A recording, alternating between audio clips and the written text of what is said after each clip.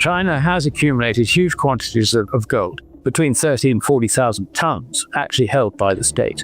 The people have also got another 28,000 tons. Some reason that she's put the yuan on the gold standard is to protect her currency from the crisis that is already enveloping the other G7 countries. They're hanging on to things like fertilizers in sulfuric acid, all these sort of things which they've been happily exporting in the past. They're not exporting anymore. Now, we can all find reasons for each individual one, but what it all boils down to is China is a massive seller of dollars. Why? Because she thinks the dollar is going to collapse.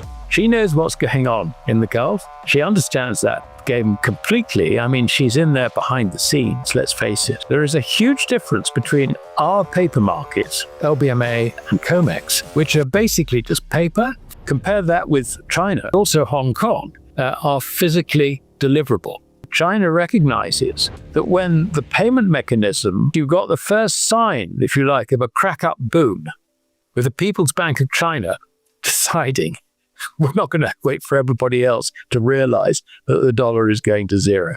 That was the next thing I indeed wanted to turn to, was your recent article on that. We'll put a link to that in the description of this video so people can refer to that. Preparing for China's gold standard.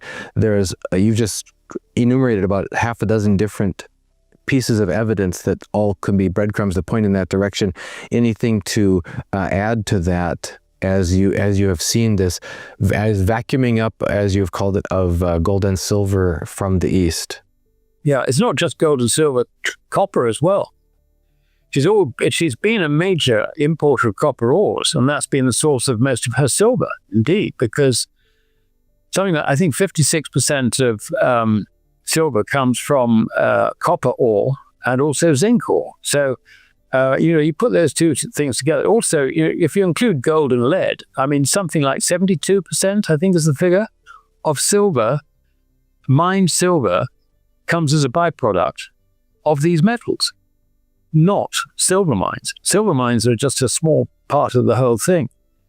But she's been accumulating silver for a very, very long time, and it's allowed her to suppress the price until now. And there's a change of policy, and this change of policy came along, I think, with tightening policies on rare earth exports. Markets rarely announce turning points before they happen.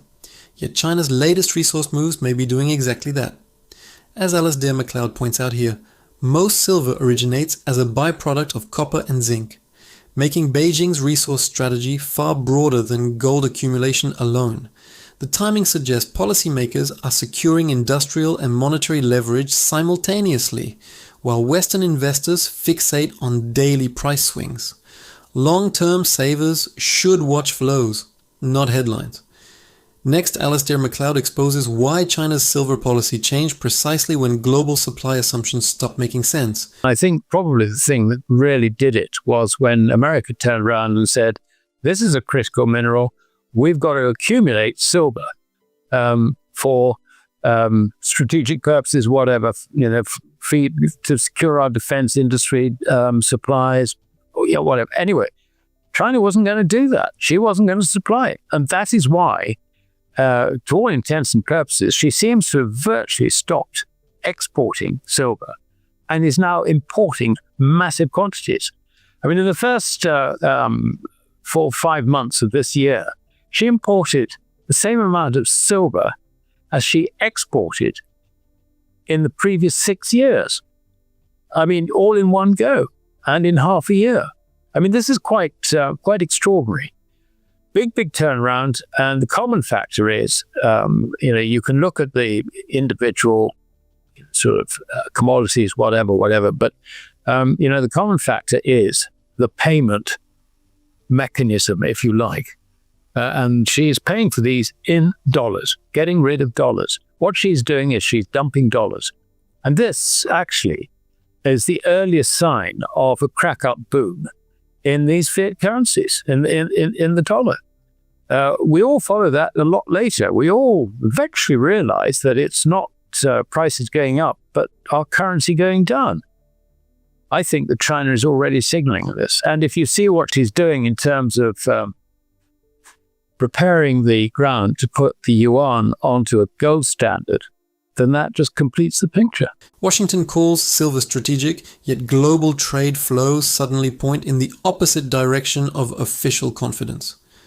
According to Alasdair Macleod, China's imports over just a few months rival years of previous exports, signaling a dramatic policy reversal rather than ordinary commodity demand. If dollars are increasingly exchanged for hard assets instead of reserves, the narrative of enduring monetary stability deserves closer scrutiny. Investors, ignoring these shifts, may discover the market reprices before the headlines do. Next, Alasdair Macleod reveals why currency weakness often appears long before the public recognizes it. For those for whom the term crack-up boom is new, it's, as you have described, Ludwig von Mises, Austrian economist, saying that at the end of the life cycle of a fiat currency, when everyone discovers that it's really worthless, and they finally acknowledge that. And you've talked to us about the successive revelations that end up finally in the domestic users of the currency being the last to wake up. So you're giving us a heads up here that China is taking blatant public strides to divest of dollars and to grab physical silver in many forms, some of which are not at all obvious to the casual observer if they're just watching the COMEX for actual deliveries off of the exchange. Silver, gold, copper, fertilizers, sulfuric acid, whatever, everything, virtually everything. And of course, at the moment, she is having record trade surpluses. That's another story. But I mean, the reason she's having record trade surpluses is because she's got a high savings rate, which is another side of the whole equation. High savings rate basically means that you've got savers who have sort of bank deposits. The interest on those are just going down and down and down, as the yuan has performed against the dollar, incidentally. And you're now looking at less than 2% on deposits. And so, the attractions there have diminished. The biggest monetary resets rarely feel dangerous until ordinary savers realize they're already behind. What Alasdair Macleod is highlighting is that China's buying extends far beyond precious metals into strategic inputs that strengthen resilience during currency instability. Meanwhile, shrinking deposit returns quietly push domestic capital toward tangible assets instead of cash. Investors focused only on COMEX prices risk overlooking the broader repositioning already underway. Next, Alasdair Macleod unravels why Beijing's banking decisions matter more than official inflation forecasts. But alongside bank deposits, you've got bank accumulation accounts. And the interesting thing is that just very, very recently, I just point to three things, really, maybe four. The first is that earlier this year, I think around about February, China told its commercial banks, if you own US Treasuries, don't own too much. Lighten up. In other words, that is the clear signal. She didn't say this, but the clear signal is sell. Get out of US Treasuries. That was the first thing. That was back in, officially we understood this in February, but it was probably happening a little ahead of that. Now, what was the second thing? The second thing is literally just a few weeks ago. Obviously, she talked to the commercial banks again, because the commercial banks, with almost one voice, turned round and said to those with speculative positions, I'm talking about in domestic China now, those with speculative positions in gold and silver, I've got to close them by July the 24th. Now, quite why the July the 24th, I'm not too clear. I would guess that it's probably something to do with the expiry of the current futures contracts on the Shanghai Futures Exchange. At the same time, she's been beefing up, China has been beefing up through the SGE, the Hong Kong gold market facilities. not just vaulting facilities and all the rest of it. Institutional instructions often reveal far more than public speeches ever will. Alasdair Macleod's argument suggests Beijing's guidance to reduce treasury exposure, while limiting speculative precious metals positions reflects preparation, not panic. Governments typically tighten market plumbing before larger policy transitions become visible to everyone else. Investors should pay closer attention to administrative actions than reassuring headlines from financial officials. Next, Alasdair Macleod exposes the hidden purpose behind China's expanding bullion infrastructure. Trading facilities, and on top of that, put in links between Shenzhen so that all the re-refining stuff and the supplies and all the rest of it can be provided to Hong Kong. It's a direct link between Shenzhen on the mainland and Hong Kong. So she's building up a physically driven marketplace in Hong Kong for international players.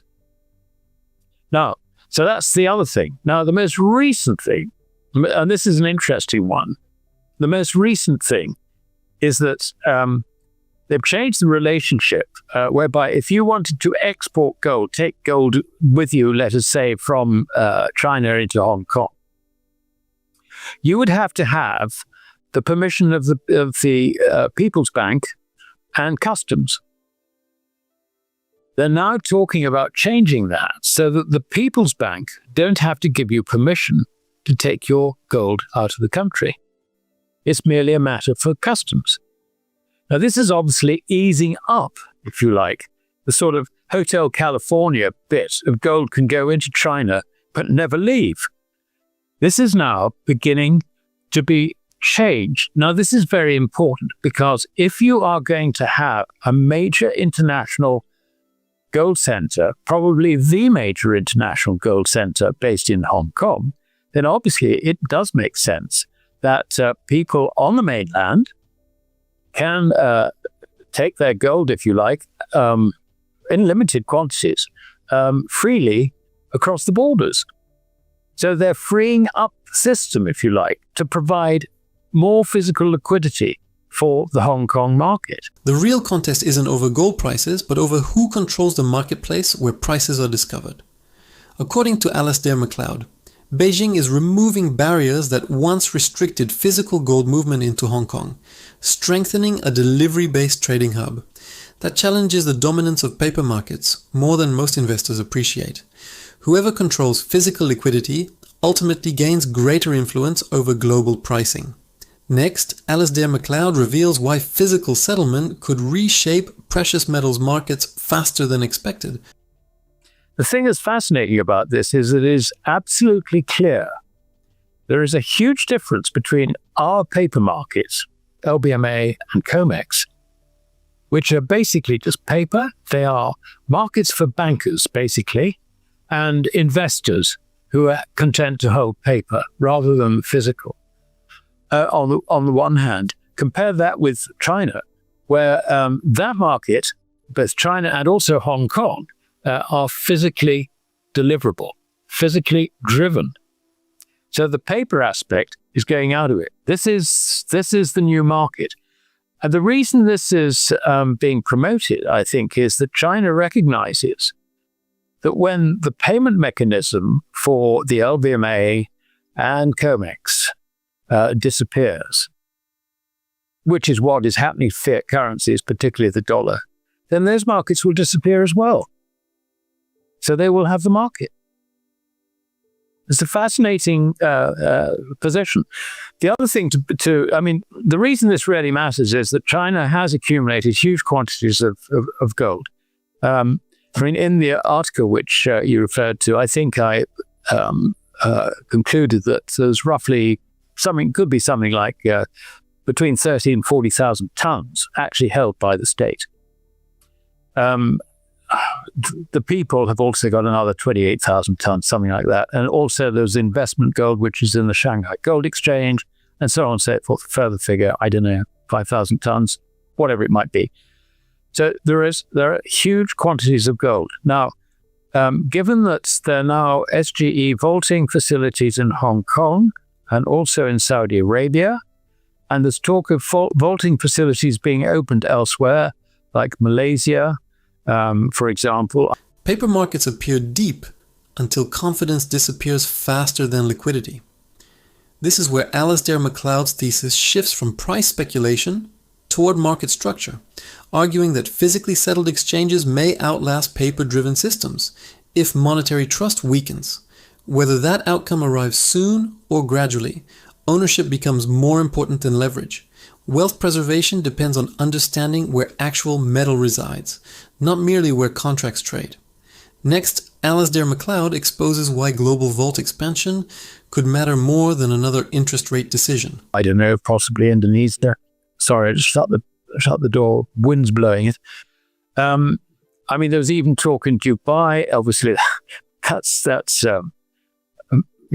maybe a sort of slightly difficult situation. And apparently there was even talk of them opening a vault in Zurich. Now, the reason for this is, and basically the way these vaults work is quite simple. Gold can go in or out only via payments in Chinese yuan. No other currency is acceptable. So it's quite easy for China to just turn around and say, right, the rate is now fixed. This is what it is. So many yuan per ounce or per gram, whatever they use. That's it. That is the fixed rate. They can just do that overnight. And they have got the strength, they've got the reserves, they've also got the economic basis to make it stick, which is something which America lost, which is why they went from owning, I don't know, it's over 20,000 tons, I think, at the end of the Second World War, down to something like 9,000 tons when Bretton Woods was finally suspended in 1971. So China, I think, if she can do that tomorrow. And but the problem is that she doesn't want to be blamed for undermining the fiat currency system, because the moment she does that, all the fiat currencies will be toast. I mean, quite clearly, and China will be blamed for it. So what she's, I think, planning is to do it in such a way that it becomes obvious to everybody. Major monetary shifts succeed only when the world believes they were unavoidable. As Alasdair Macleod points out here, expanding one-linked vault networks creates infrastructure before any formal currency change is announced. History shows payment systems usually evolve ahead of policy declarations, not afterward. Investors should watch the foundation being built rather than waiting for dramatic headlines. Next, Alasdair Macleod reveals why timing, not capability, may be Beijing's biggest strategic advantage. That the reason that she's put the yuan on the gold standard is to protect her currency from the crisis that is already enveloping the other G7 countries. Well, it's not the other, but the G7 currencies from the dollar downwards. And I think that's what will give her the timing. But the fact that she's been moving recently to, say to her banks, don't hold US Treasuries. The fact that she has been dumping dollars as rapidly as she possibly can, and the fact that she's been moving, if you like, to quite aggressively to beef up Hong Kong as an international gold center, replacing what obviously will be a complete failure in the paper markets in the West. I think this means that she's taking the view that this is something that's going to happen sooner than perhaps she originally thought. And we should take note of that. But there is evidence that the Chinese are basically selling all the dollars they've got, and also other currencies, at an increased rate. Now, we see this with their massive purchases of gold, something like 700 tons so far this year. Their massive purchases of silver. I mean, they have been substantial sellers of silver in previous years, in the order of anything between 3,500 and 5,000 tons. Now, first half of this year, over 2,000 tons imported. We don't know what the exports are. When reserve managers change behavior, before economists change forecasts, markets should pay attention. What Alasdair Macleod is highlighting is the convergence of reduced treasury exposure, stronger bullion accumulation, and investment in physical trading infrastructure, rather than isolated policy choices. Institutional positioning often leads public narratives by many months. Waiting for consensus can leave wealth preservation strategies permanently behind. Next, Alasdair Macleod exposes the contradiction between official confidence in the dollar and real-world reserve allocation. I think virtually nothing. They're hanging on to things like fertilizers in sulfuric acid, all these sort of things which they've been happily exporting in the past. They're not exporting anymore. Now, we can all find reasons for each individual one, but what it all boils down to is China is a massive seller of dollars. Why? Because she thinks the dollar is going to collapse. She knows what's going on in the Gulf. She understands that game completely. I mean, she's in there behind the scenes, let's face it. And not only that, but her moves to protect the yuan are now becoming increasingly obvious. The most revealing market signal is often what quietly stops leaving a country's borders. Alasdair Macleod's argument suggests China's reduced exports of strategic materials complement broader efforts to diversify away from dollar dependence rather than representing isolated trade decisions. Supply chains and monetary policy may be converging into one long-term strategy. Investors should recognize that resource security increasingly influences financial security.